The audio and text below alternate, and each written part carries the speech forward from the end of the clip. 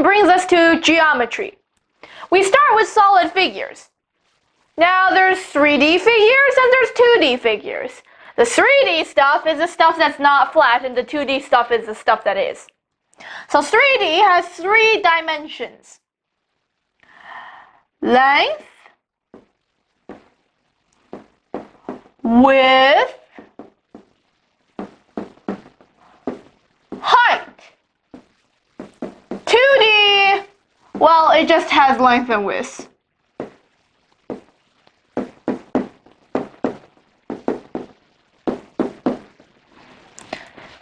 Now for some 3D terminology. We have faces, edges, and vertices. Singular is face, edge, vertex. So a face is a flat side of a 3D figure.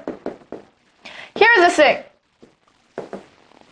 Some people will argue how many faces each figure has, especially for figures such as cylinders and cones, because, well, for most part, curved faces aren't counted as flat, so they're not seen as, well, faces. Anyhow, edges are where the sides of faces meet. So a face would be this square over here. An edge would be where these 2 squares meet. And a vertice, or vertex, is where the corners of more than 2 faces meet. Such as here, where the corner of this face meets, and this face meets. Now describe the cube. The cube has 6 faces. The cube also has 1, 2, 3, 4, 1, 2, 3, 4, 1, 2, 3, 4, 12 edges. The cube also has 1, 2, 3, 4, 5, 6, 7, 8 vertices. Okay, solid figures examples. There's the cube, right there.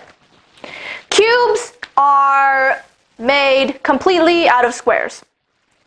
Triangular prisms, it's a prism with the base of a triangle. So triangle, triangle, and then rectangles connecting the 2 triangles. Rectangular prism, rectangle, rectangle, rectangles connecting the 2 rectangles. However, if it's square, square, and rectangles connecting the 2 squares, some people will call that a cuboid. C-U-B-O-I-D. Cone, circle as a base, and then something that goes upwards and meets at a point. Cones, the net for cones is actually it's not that easy to draw or make. Rectangular based pyramid, square based pyramid. So pyramids are a family of shapes that have a base, and then they are made of triangles going upwards that meet at a point. Triangular based pyramids have 4 faces counting the base, whereas square-based or rectangular-based have 5 faces counting the base. Spheres, they don't really have faces considering that it's a ball. It's a ball, guys. Just think of a ball. That's a sphere. Cylinders, think of a toilet paper roll. It's a circle on the bottom, a circle on the top, and the thing that's connecting it. Well, the tube-ish that goes around it. And the circles would be the two ends of the tube. So identify each figure, then tell the number of faces, edges, and vertices. We have triangles that are connected by rectangles. So this is a triangular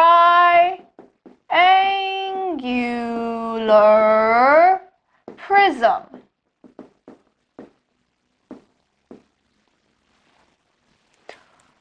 Now there's one face, two face, the two triangles, and then there's 1, 2, 3, the 3 rectangles. So that's 5 faces.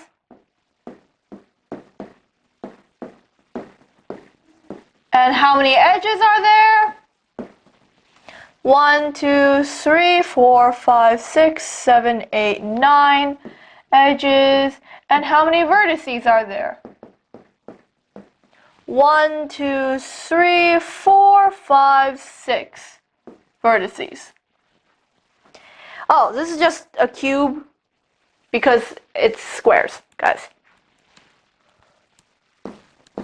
And we already know the numbers for the cube. There's 6 square faces.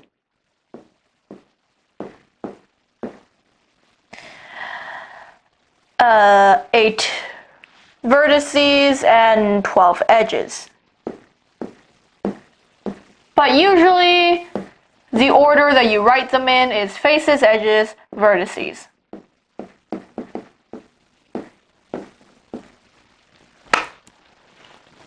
Once you understand the definition of what a vertice, face, and edge, well, what they are, it's just a matter of can you count.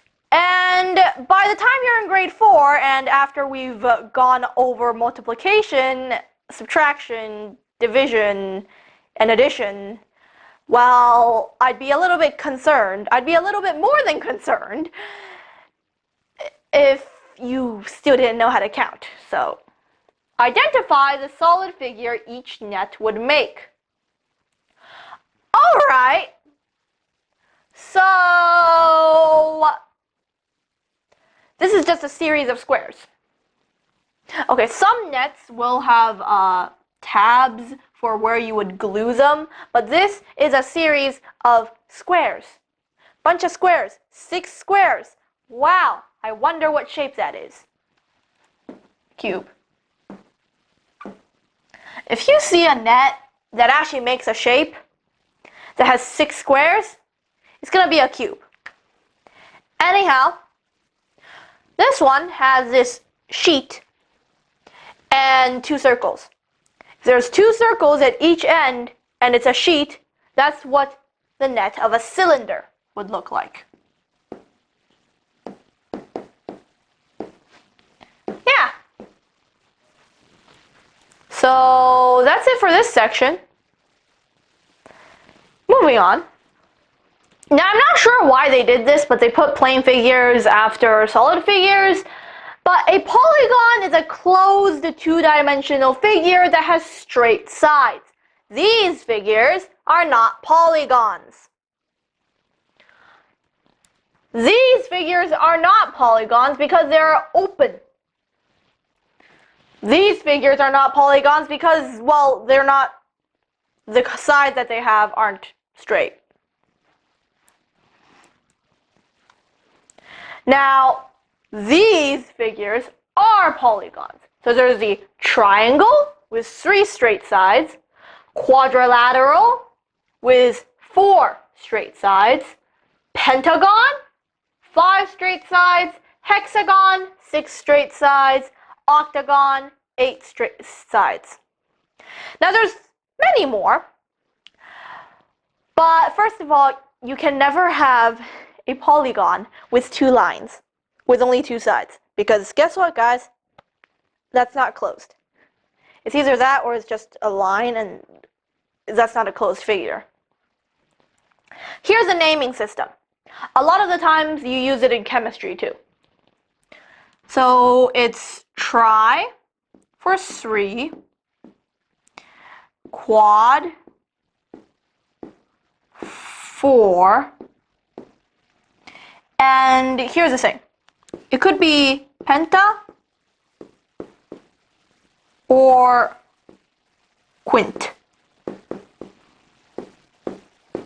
for 5. For example, you have million, and then you have billion, and then you have trillion, quadrillion, quintillion. And the thing is, you have tri, quad, pentagon. So 5 is like 6. They're different. 6, you have hex and sex. There's trillion, quadrillion, quintillion, sextillion. And, well, hexa. 7, it's usually sept. Honestly, you just spell this in French and it means 7, but okay.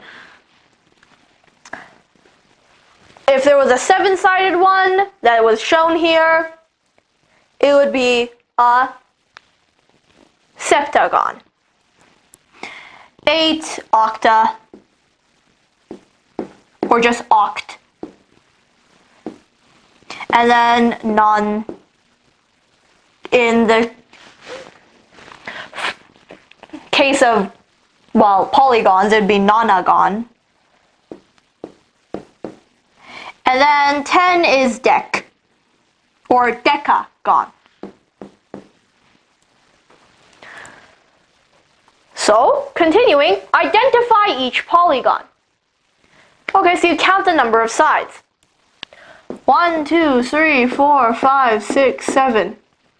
That's 7 sides, so it's a septagon. Okay, guys, these hash marks, these marks in math actually means that these sides are all equal, which may or may not be the case.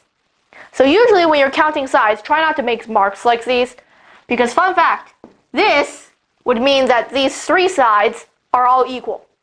They're obviously not. If they're not equal, then you use different numbers of hash marks, like this. But anyways, there's 3 sides, so it's a triangle. Here, there's 1, 2, 3, 4, so that's a quadrilateral. Here, there's 1, 2, 3, 4, 5, so that's a pentagon.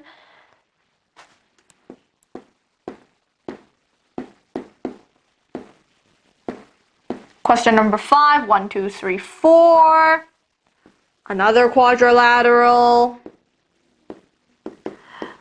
And question number 6, I know it looks like a really weird shape, but it's still a polygon since the sides are still straight and it's an enclosed shape. So 1, 2, 3, 4, 5, 6, 7, 8. Well, this is one weird looking octagon, but who am I to judge? It doesn't look standard, sure, but it's still an octagon. Anyhow, problem solving strategy. Now, it's a patterning thing again, except this time it's less algebra, it's more, well, actual patterns. What shapes are missing? Make sure you understand the problem. Really, you don't really need to read the problem that much as, well, look at it. What do you know? We know that there's a pattern. And we know what the pattern, well, at least the parts that aren't missing, look like. So, what do we need to find? The missing shapes. Now plan. Choose a strategy. The strategy is find a pattern, because it's a pattern. For goodness sakes.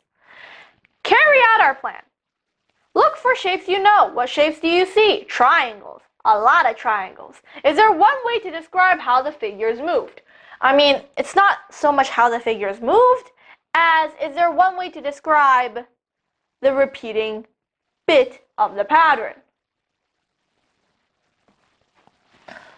In case you haven't noticed, this part and this part of the pattern are the exact same, so it's logical that this part and this part, which is the missing part, will also be the same. Well, now I guess we know what the pattern bit looks like. I'm going to shade in the bit that's darker. Technically this part should be the white part, but I'll just shade in the part that's darker. Anyways, last step is check. Is the solution reasonable? Reread the problem. Did you answer the question? I mean, we answered the question, yes. What other strategies could you use to solve the problem? You could technically draw a diagram, act it out, blah, blah, blah. But, you know, those two strategies, I mean, draw a picture isn't that bad. Considering that this is patterning with actual shapes, drawing a picture isn't that bad. But you don't need to act it out. You really don't. Reread the problem. What shapes are missing? Here's the picture. Is the solution reasonable? I mean, if this part is directly moved over here, and then this part should also be directly moved over here, because that's how patterns work. There usually is at least, either a pattern rule or a repeating unit. So practice. What shapes do you see in the pattern? Describe the missing shapes. Well, I see triangles and rectangles. And I also see that, well, this bit of the shape just repeats itself. Oh, wait, overdrew a little. So, if this repeats itself, then what's missing over here? Well, there's this part that's missing, the rectangle here, and then there's the triangles. Describe the missing shapes, rectangles and triangles. Well, no, rectangle and 4 triangles. Because there isn't really much to describe here. Unless you want to add in the color. Like, and 2 white triangles and 2 black triangles. Anyhow, moving on to the next section. Lines, line segments, and rays. So a line, you might be thinking, a line's just, well, a line, right? Not really. Because a line, in math, goes on forever in both directions. Now, what are the lines that we usually draw? Those are technically line segments. A line segment is part of a line. It has 2 endpoints. And these are the correct ways to draw them, technically. A ray has 1 endpoint, and the other end just goes on forever. Parallel lines, they never meet. They are parallel. They will never meet. It doesn't matter how far they go, they will never meet. Just think about it as 2 things that are side by side. But if they are parallel, then they will still never meet. They will just remain side by side. Intersecting lines, well, they do meet. Because when you intersect, that's also a different way of saying you meet. As in, well, lines. Now, perpendicular lines, it says form square corners, but really, what you are really trying to here. Anyhow, what you are really trying to get from this sentence is that perpendicular lines, they meet at right angles, which means that they meet at 90 degrees, and coincidentally, the corners of squares and rectangles are all 90 degrees. So, yeah. Now, if you've forgotten what angles are, don't worry, that's the next section. But you learned them in grade 3. I distinctly remember teaching you guys that. Well, actually, I distinctly remember teaching you guys that in a video. So identify each figure. Now, we have something with 2 endpoints, because there's no arrows. Now, what do you call something with 2 endpoints? A line segment. So this is line segment AB. And what would this be? Well, there's C and D, so CD, but there's two little arrows on each side, which means that it's a line, because the two little arrows mean that both ends go on forever. However, EF over here, there's only one little arrow, which means that the other end doesn't go on forever, but one end does. Now what's that? It's a ray. Ray EF. GH, first of all, let me write GH over here. GH, you see G and H, but you also see the two arrows on each side. Now, what would two arrows on each side mean? It means that both sides, or both ends, go on forever, which means that there really isn't two ends. It's just two bits that go on forever. Anyhow, this would be line GH, because remember, lines, they go on forever on both ends. Rays, they go on forever for one end. And line segments, they just straight up stop on both ends. Anyhow, moving on. Describe each figure. Okay, so these two, those are lines, meet, and they form that square symbol. What is that square symbol? It's a 90-degree angle, which means that these two lines are perpendicular.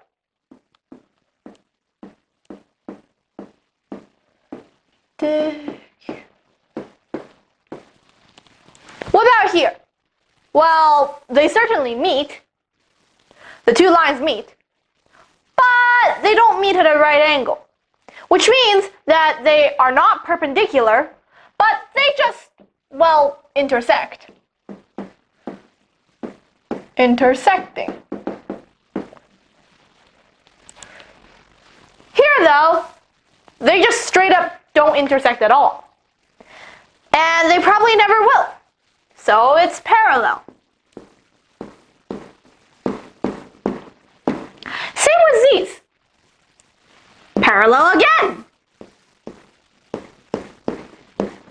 Alright. Moving on to angles, just like I said we would. Okay, so when two rays that have the same endpoint form angles. Technically, two line segments or lines that intersect also form angles. So, anyhow, there's three types of angles, or at least three big types of angles. There's actually five.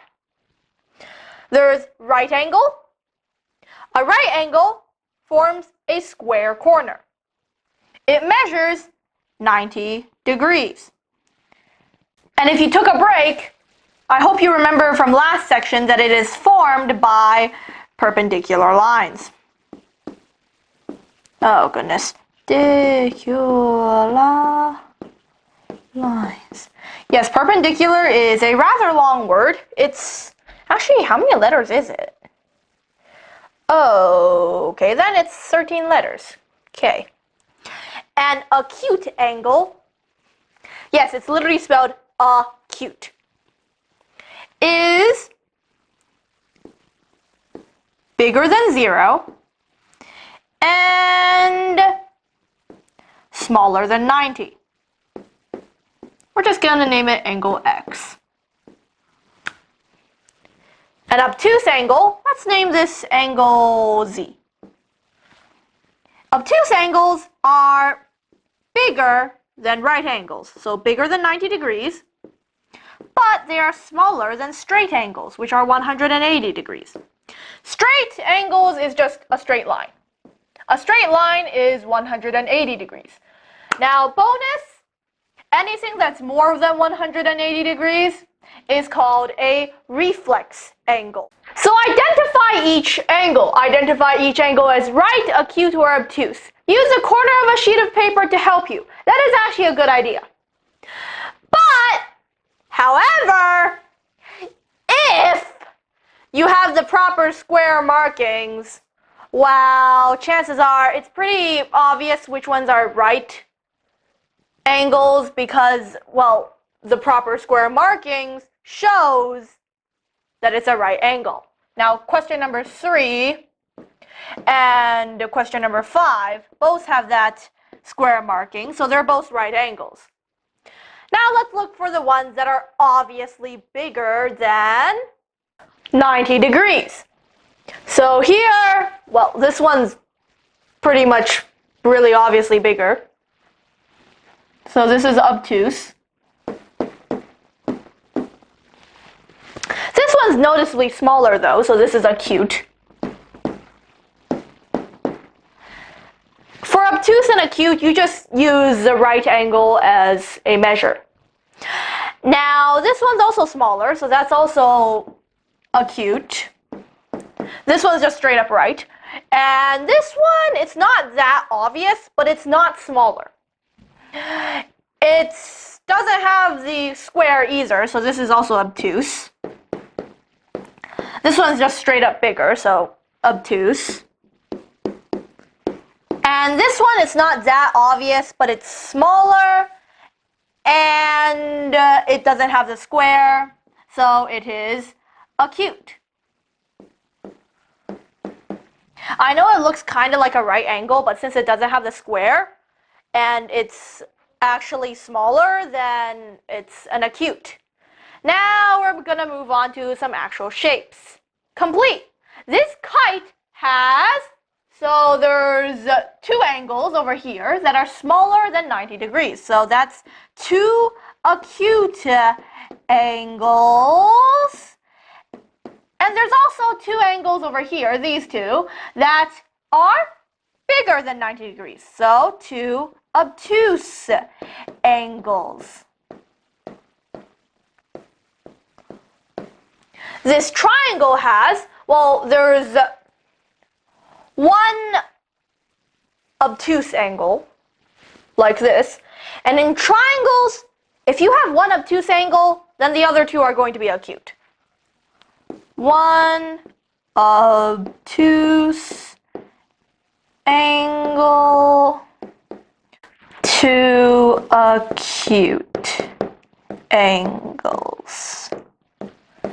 Now you may realize that these angles, those angles, and this one over here, they look kind of different because this one has 3 rings, this one has 2 rings, and these 2 both have 1. This is the proper notation for angles. This is the proper way you do it. If the angles are equal, then they have the same number of marks. If they aren't equal, then they have a different number of marks. Now, moving on to the bonus. This octagon has, well, they're the right angle right there. 1 right, oh, that looks like a V. Angle. And there's 1, 2, 3, 4 obtuse angles.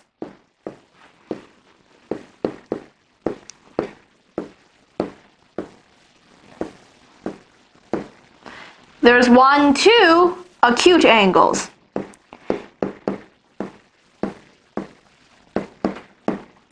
And there's 1 angle that's bigger than 180 degrees, so 1 reflex angle.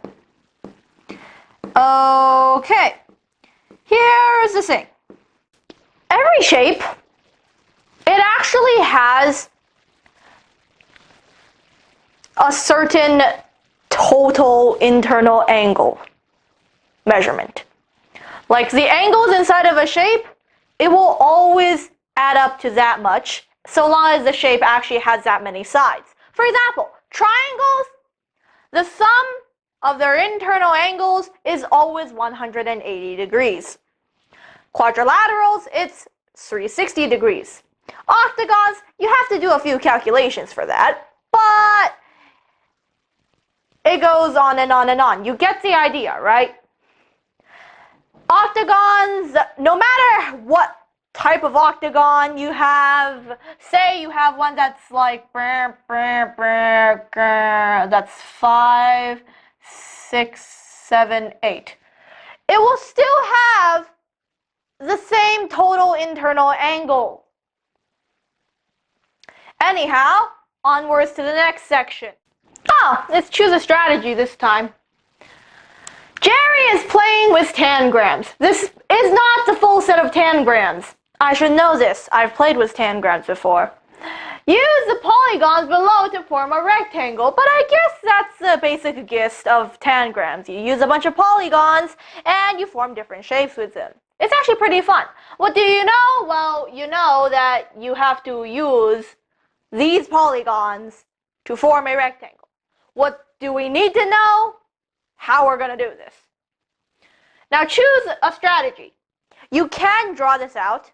Don't act it out though. You probably don't have the supplies to do this on the test. So drawing it out would honestly be, well, a better idea.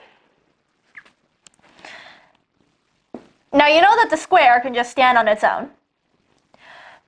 But you also know that a rectangle has the basic shape of, well, this.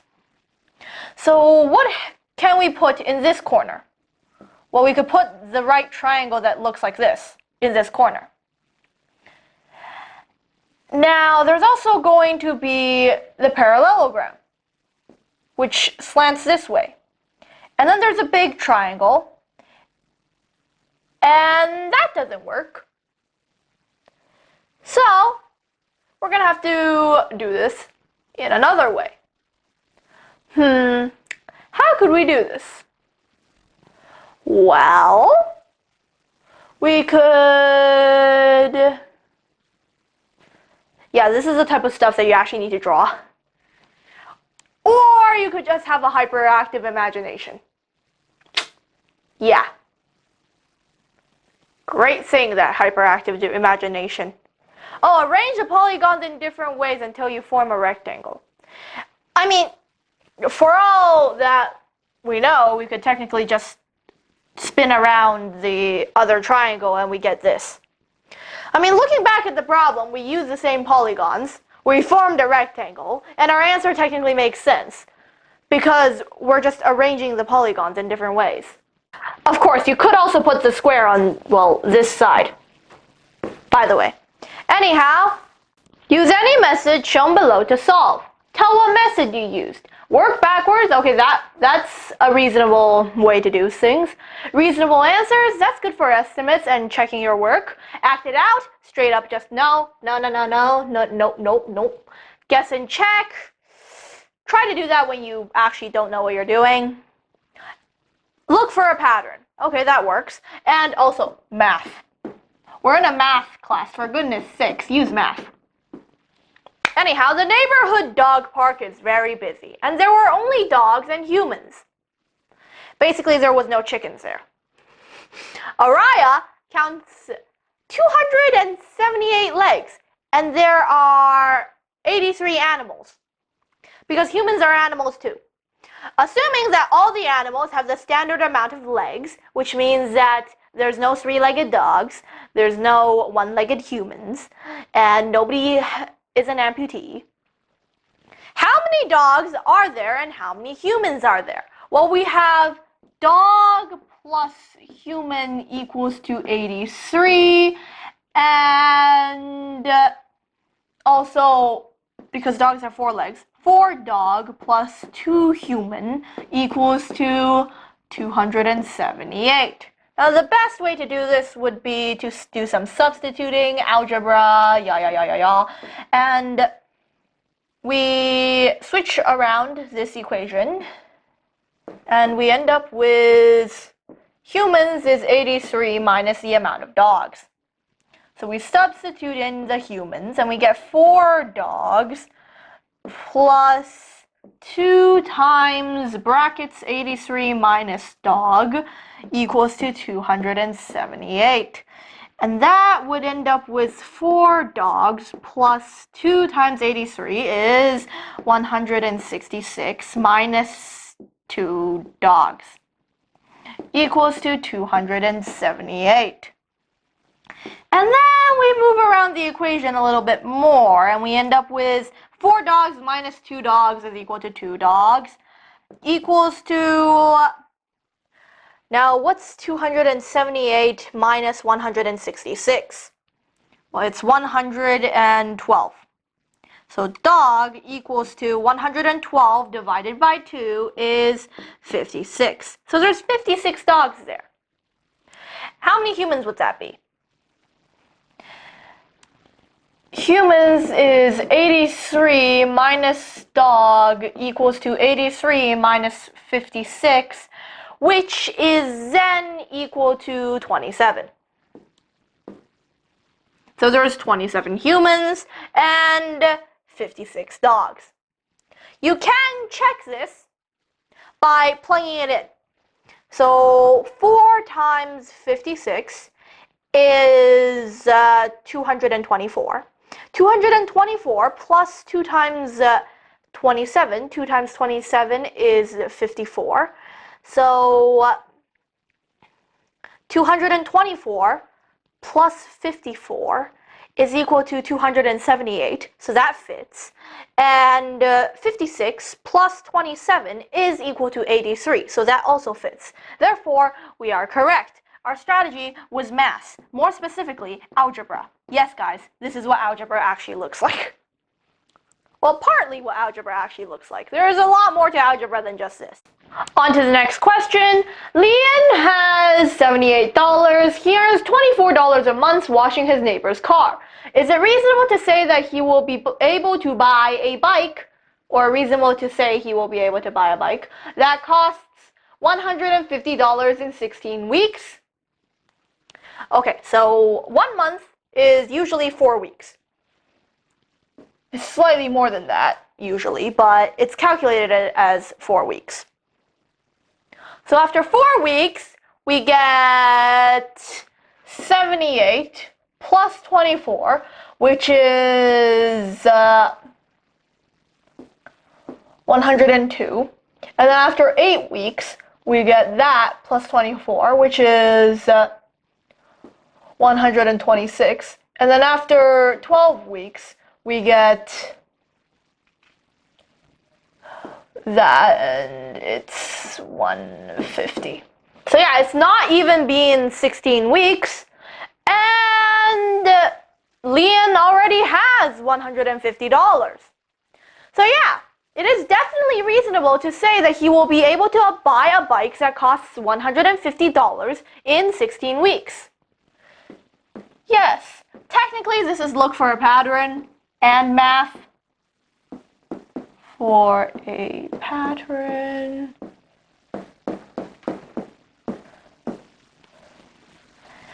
I love how it's spelled pattern. Anyhow.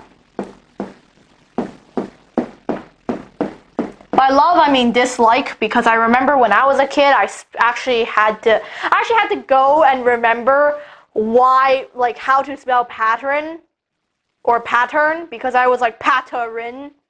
There must be an extra E in there. Yeah.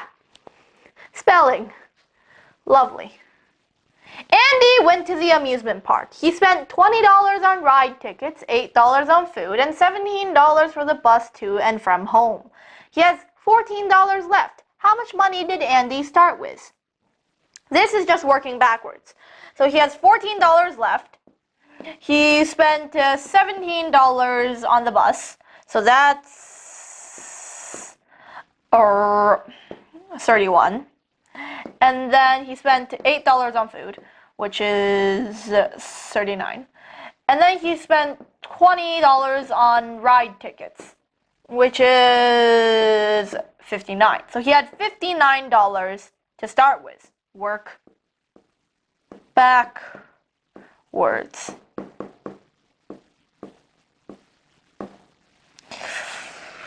Now, here's the thing. It says for the bus to and from home, which means it's a round trip. This is the total cost to get there and to come back. If it just said for the bus to home or from home, one of them, then you would probably have to double. Anyhow, we have more questions to do. Rio is doing groceries and spent $104. he spent $56 on fruits and vegetables, be healthy children, $23 on meats and dairy, and spends the rest on bread and snacks. How much does Rio spend on bread and snacks? This is just math. So could this be working backwards though? I guess, ish. But he spent 104. Work backward. Let me just write that first. And he spent $56 on fruits and vegetables. So the amount that he spent on stuff that isn't fruits and vegetables would just be $48. And then that's a weird 8. And then $23 on meats and dairy. So that's $25 for the rest. He spent $25 on bread and snacks. He spent $25 on bread and snacks. Okay. The bakery sells tarts in boxes of 4. Today, they sold 48 tarts. How many boxes did the bakery sell? This is just math. Division. What's 48 divided by 4? 12.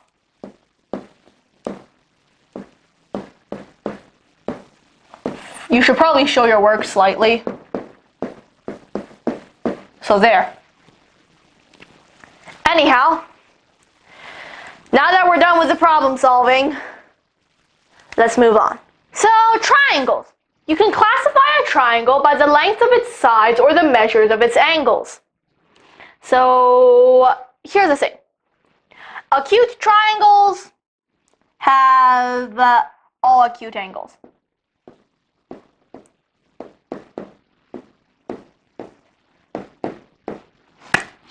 Equilateral triangles are always acute.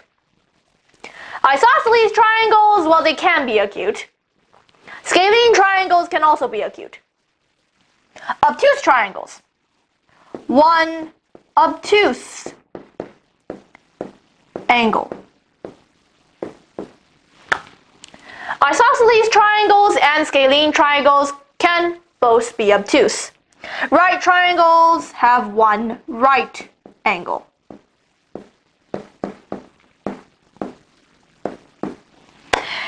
These can also be either isosceles or scalene. Now, equilateral triangles, equilateral line, it's basically just saying that all 3 sides are equal. Isosceles triangles, well, there's 2 sides that are equal, and there's a 3rd side that isn't. Well, actually, no. Isosceles triangles, the most formal definition is just there's 2 equal sides. So technically, equilateral triangles can also be isosceles. Well, technically, equilateral triangles are isosceles. It's just that not all isosceles triangles are equilateral. Now, scalene triangles are just straight up, well, loners, because none of the sides are equal. So, classify each triangle. Use isosceles, equilateral or scalene, and acute, right, or obtuse. So the angles, actually, they come first. For example, over here, this one has an obtuse angle. So it's an obtuse. And you look at the side lengths. There's 2 of them that are the same. And the other one's different. So it's an obtuse isosceles. Here, there's a right angle. So it's right. And none of the 3 sides are equal. So it's right scalene. Here, all 3 sides are equal, so it's just equilateral. Technically, you don't need to write acute equilateral because all equilateral triangles are acute. Here's the thing though. In case you haven't noticed, I use the proper notation for angles and sides. Isosceles there's two sides that are equal, so two of the angles will also be equal. Equilateral, well, the three sides are equal. All three angles are also equal. And considering the fact that the internal angle, the sum of the internal angles of a triangle is always 180 degrees, remember guys, I mentioned, then 180 divided by 3 is, well, 60, which is smaller than 90. And scalene, well, none of the angles are equal to each other, so, well, identify the term that does not belong with the other three. Scalene, straight, acute, right. Scalene is a type of triangle, and straight, acute, and right are all types of angles. So scalene does not belong. A. What kind of triangle has no sides of equal length? Well, isosceles has 2, minimum. Equilateral has 3. Right triangle, well, no. That's a type of angle, first of all. So scalene is really the only one that has no sides of equal lengths. At least the only one that we could be sure of. Because there are right scalene triangles. But if there's no sides of equal lengths, then they have to be scalene. They don't have to be right triangles, but they have to be scalene. How many degrees does a straight line measure? A straight line measures 180 degrees.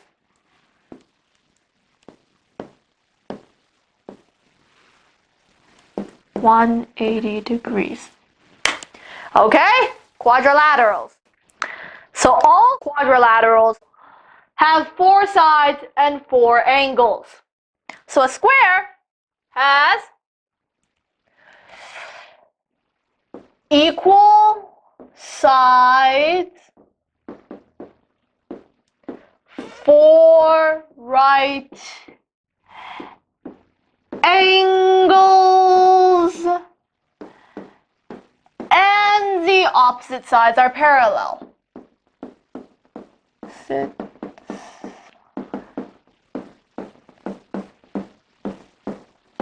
Rectangles have, wait, no, we should put 4 equal sides just to be specific. Rectangles, they're similar, but not as similar as rhombuses. Well, actually, no, they're on the same basic scale of similarity to squares. Because rhombuses have 4 equal sides,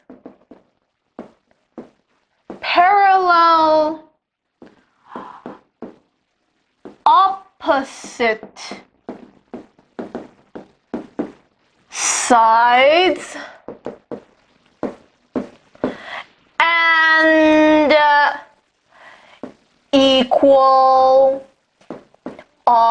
opposite angles. Rectangles have opposite sides, equal opposite sides, parallel. And so there's opposite sides equal, oh yeah, 4 90-degree angles. Trapezoids have 1 set of parallel sides. And that's basically it for trapezoids. Parallelograms have opposite sides and angles equal opposite sides parallel.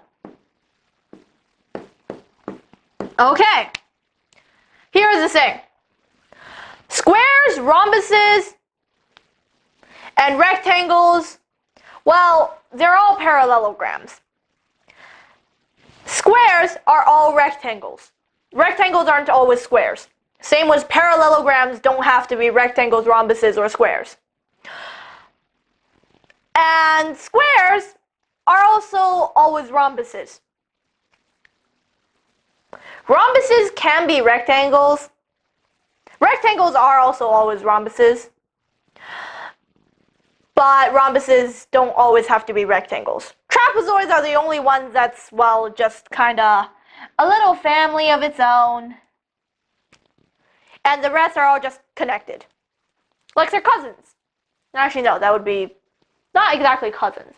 It's more of, they're big groupings that kind of overlap a lot. Like, think about it this way. This is a parallelogram family. And, hang on.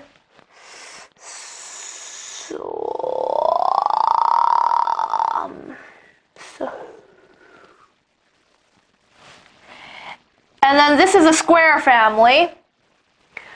Squares are always rectangles. Squares are also always rhombuses. And then these are the rhombus and rectangle families. Yeah, it looks confusing. It is confusing. But you'll get it soon enough. Classify each quadrilateral in as many ways as you can. Okay, this is going to be a doozy. So, here, this is how you mark parallel lines, guys. If there's one arrow, then it's parallel with the other lines that have one arrow. If there's two arrows, then it's parallel to the other ones that have two arrows. At least in the same diagram. Does not translate to these diagrams, okay? So here, it's four sides equal, opposite sides parallel, and, well, the corners are all 90 degrees, so that's a square. But squares are also rectangles. Rectangle. And squares are also rhombuses. Rhombus. And all of these are parallelograms. Parallelogram.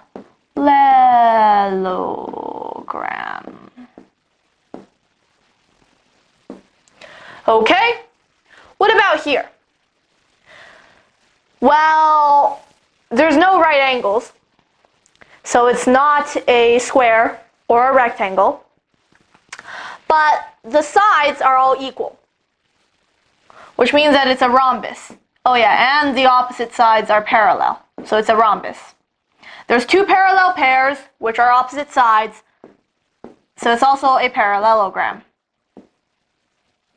Yeah, parallelogram is a hard word to spell, or at least to remember how many L's there are. And here, actually no, let me make that clear. This is an A.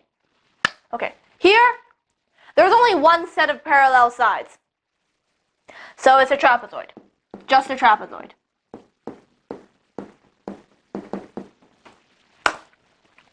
Okay, this quadrilateral has opposite sides that are equal and parallel. What quadrilateral can it be? So opposite sides that are equal and parallel. Usually this would mean that they're trying to ask you for a rectangle. But it could technically, oh yeah, it's also a parallelogram. Rectangle, parallelogram.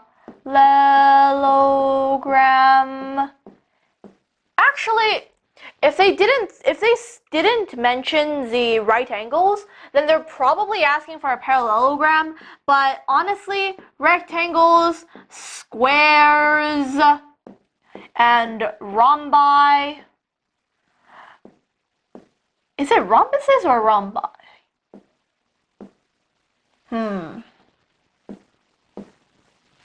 So it's apparently both, which is kind of annoying because then it's like, but You could have just given us one answer. Anyhow, true or false, all the mentioned shapes are parallelograms except trapezoids.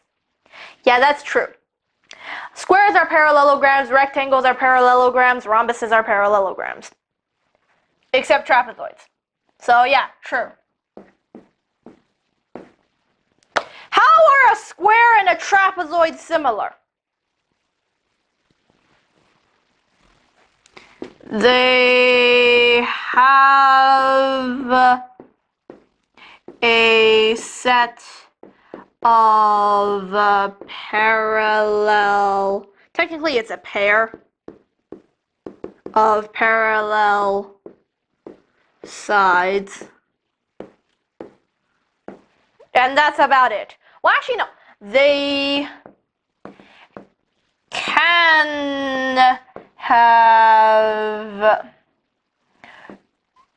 can both have right angles, because it's possible for a trapezoid to have right angles.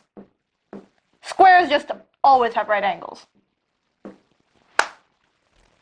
Anyhow, time for the last section of the chapter. Parts of a circle. So the center of the circle is just the center, the middle. There's not that much to it.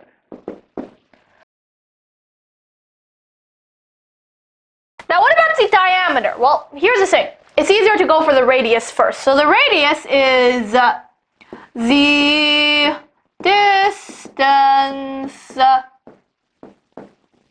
from the center to a point on the circle. It's also half the diameter. So the diameter is 2 times the radius.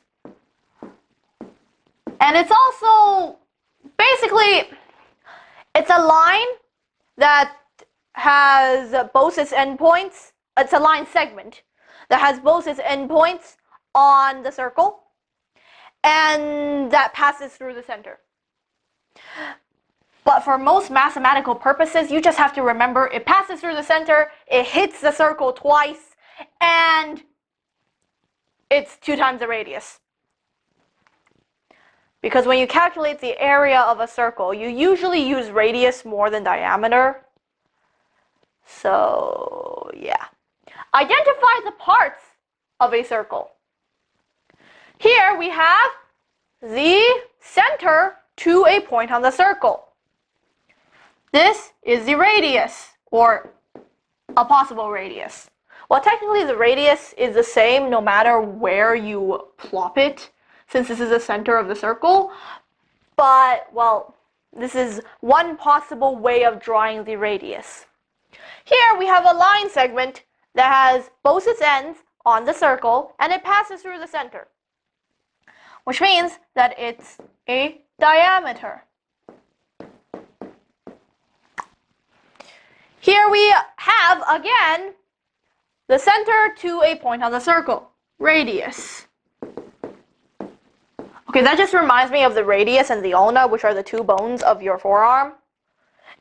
So here, oh, I like doing questions like this. Well, it goes like this. Usually it doesn't really matter that much, as long as you do all the questions. Don't just completely forget about these questions, okay? So long as you don't forget, you'll be fine. Now here it's,